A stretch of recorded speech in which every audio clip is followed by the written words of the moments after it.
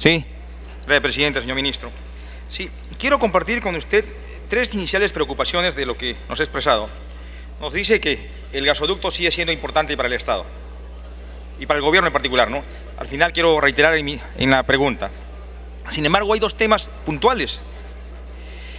Aparentemente, la negociación de Kuntur con el gobierno cayeron por el informe de la Corporación Andina de Fomento. Hay unas estadísticas internacionales que hablan de -30 y de +50, ¿no? Y que no encajaba con lo que proponía Kuntur. Segundo, ha dicho usted que de repente en 9 meses para adelante recién se iba a tener un resultado financiero de si era válido o no participar como Petroperú del gasoducto. Pero esperar 9 meses. Y luego nos habla usted de seguridad energética. Y en mi modesto entendimiento, el pretendido ducto de etano no va a mejorar lo que es la energía eléctrica, no tiene nada que ver. El etano lo que genera es una planta de polietileno.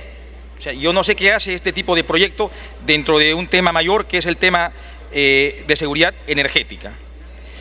Este es un tema que ha despertado el gasoducto mucha expectativa en el sur, y sobre todo cuando hace un año asumió el gobierno el presidente Ollanta Humala.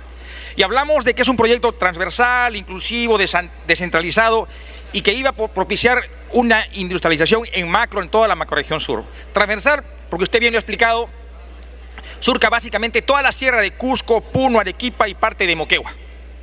Y poblaciones que en su paso les iba a auspiciar un desarrollo, los iba a integrar. Obviamente un proyecto inclusivo y descentralista.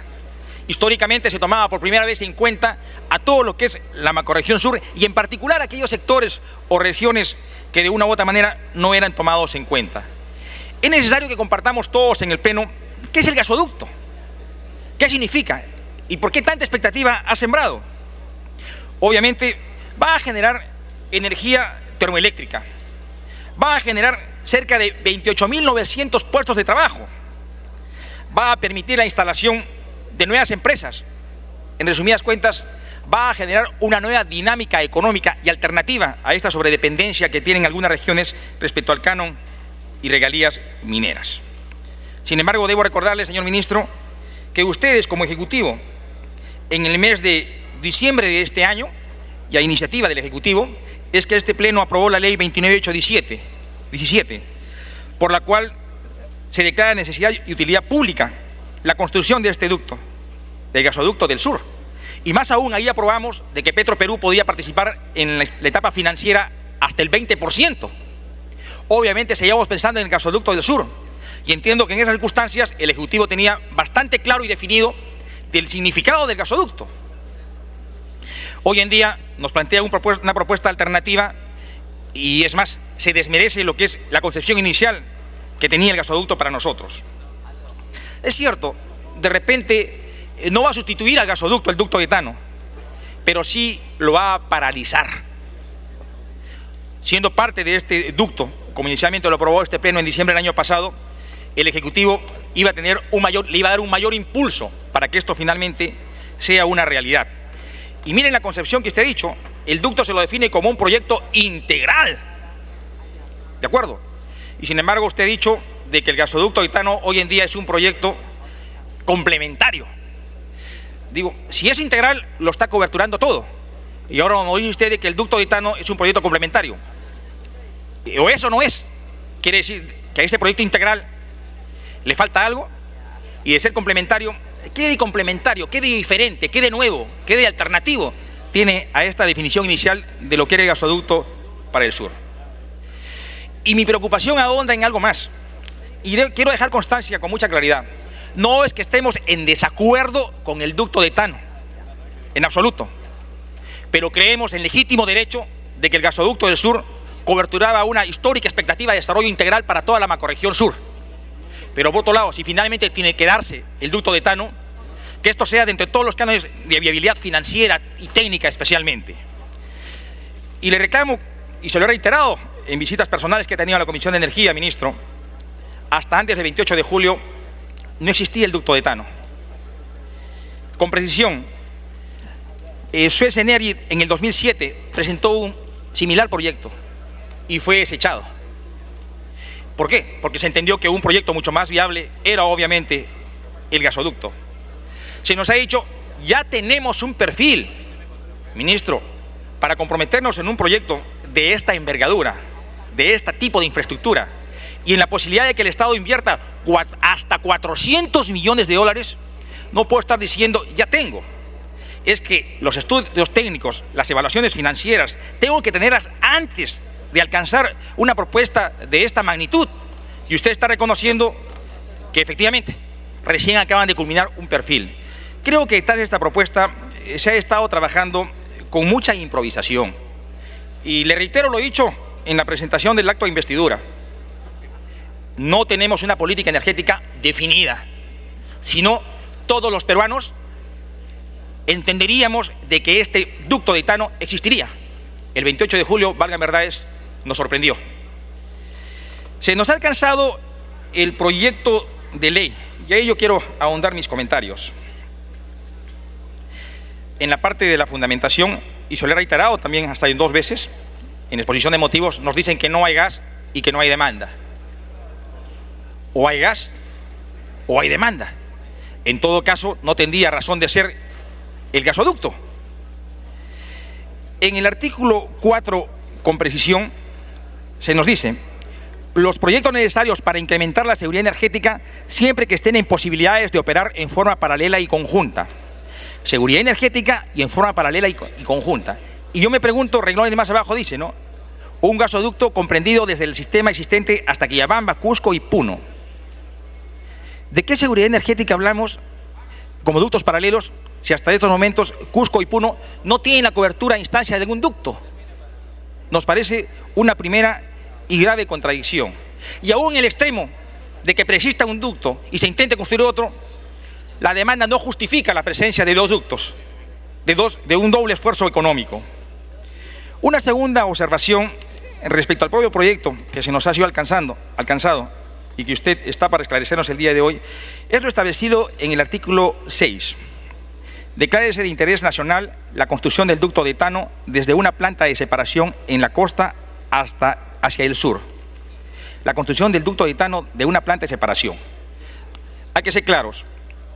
Hay 2 ductos que vienen de Camisea hasta Pisco, uno de gas y uno de líquidos. Y usted lo ha definido claramente.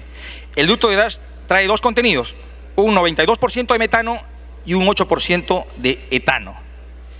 Pero usted también nos ha citado que existe una ley de etano, y la tengo en mis manos. Y el artículo 3 dice textualmente: los productores de gas natural atienden la demanda de la industria petroquímica del etano. Usted creo que esto lo entiende como obligación. Pero el artículo siguiente de la ley de etano, ¿qué dice, no? Los productores de gas natural, las concesionarias de transporte y los consumidores de etano se ponen de acuerdo en los términos y condiciones bajo los cuales se opera. A dicho efecto, los precios a fijarse deben considerar los costos. Es decir, hay que comprar el etano. Cuando se habla de productores, el productor es Consorcio Camisea en estos momentos. Cuando se habla de concesionaria, es TGP o Cálida en estos momentos. O sea, no es nuestro, hay que comprarlo. Pero posteriormente se habla en el proyecto de ley de una inversión de Petroperú hasta 400 millones. La planta de separación tiene un costo cercano a los 500 millones. La posibilidad que se construya un ducto desde Pisco hacia el sur, más o menos 1.300 millones. Y no va a llegar el ducto por gusto al sur. Tiene que instalarse una planta de polietileno, petroquímica, 3.000 millones. En cifras redondas hablamos de 5.000 millones. Y en el proyecto de ley, en el artículo 7, nos dice, ¿no? Petroperú participará de manera individual o asociada. Y yo me pregunto, si participara de manera asociada, ¿qué hacemos con 400 millones? Ni siquiera para la planta separadora. Es por ello que, insisto una vez más, este proyecto me parece, con el respeto que merece usted, producto de la improvisación. Hay graves incoherencias en su redacción y en sus contenidos. Insisto una vez más, y el etano no es nuestro, hay que negociarlo. Se nos ha dicho reiteradamente, a instancia del presidente de la República, de que el lote 88 iba a servir para coberturar las reservas de gas que demanda el gasoducto. Señor ministro, ¿hay alguna adenda suscrita al contrato celebrado con el consorcio Camisea a la fecha? ¿O meramente ya creado en lo declarativo? Más aún, Usted nos ha dicho también de que se está negociando hasta el día de ayer con Kuntur para viabilizar el gasoducto del sur. El ley ya establecía 2 ductos, ¿no? Uno de líquidos y uno de gas. En el contrato solo se consideró un ducto. Y si Kuntur, entiendo yo, en forma razonada, de que no inicia el gasoducto justamente porque falta la adenda. Y semanas tras semanas usted nos dice que esta semana lo cerramos, que esta semana lo suscribimos, y no hay nada. Y entiendo yo que esto está en su despacho desde el mes de abril de este año. Y un tema que no puedo pasarlo por alto también, aprovechando la ocasión, señor ministro, y que es su responsabilidad.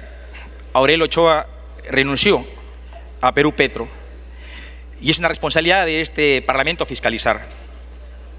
¿Qué pasa con la reexportación del gas? Hay una defraudación que se ha hecho una denuncia pública al respecto de 125 millones de dólares. ¿Es que al gobierno no le interesa, es que a su Ministerio de Energía y Minas no le interesa esta defraudación? Son temas complementarios, pero no ajenos a la responsabilidad que como titular de pliego del Ministerio de Energía y Minas usted tiene que dar cuenta al país. Y quiero redundar una vez más, señor ministro, no se trata de una oposición, sino de esclarecimientos, de criterios objetivos que nos ayuden a una mejor toma de decisión. El sur está esperando por una expectativa que sembró desde el propio gobierno, pero por una responsabilidad que tenemos que asumir los congresistas, especialmente representantes de la macrorregión sur. Gracias, presidente. Gracias, congresista Juan Carlos Seguren, tiene la palabra.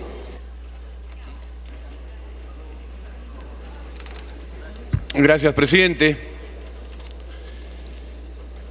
Por su intermedio, al señor ministro, arrancar señalando que sin lugar a dudas estamos ante un escenario de absoluta improvisación. Y voy a fundamentar por qué hay improvisación en este gobierno, en lo que es la política energética y específicamente el desarrollo de gasoductos. El gasoducto surandino, señor presidente, nace en este Congreso el 2007 a través de una ley que declara de preferente interés nacional. Han transcurrido 5 años, del 2007 a la fecha, y en esos 5 años, ¿qué ha sucedido, señor presidente? Ha sucedido una serie de eventos. En primer lugar, que aparece una empresa, Kuntur, que solicita la concesión. Se firman los contratos, comienza a trabajar la empresa, hace los estudios técnicos pertinentes, elabora el estudio de impacto ambiental y finalmente con este gobierno, el gobierno solicita, el gobierno pide participar en este proyecto. No es que Kuntur, que es el promotor del gasoducto surandino, le pide al gobierno que lo necesita y que lo apoye o que participe. Es el gobierno, a través de un proyecto de ley de este gobierno,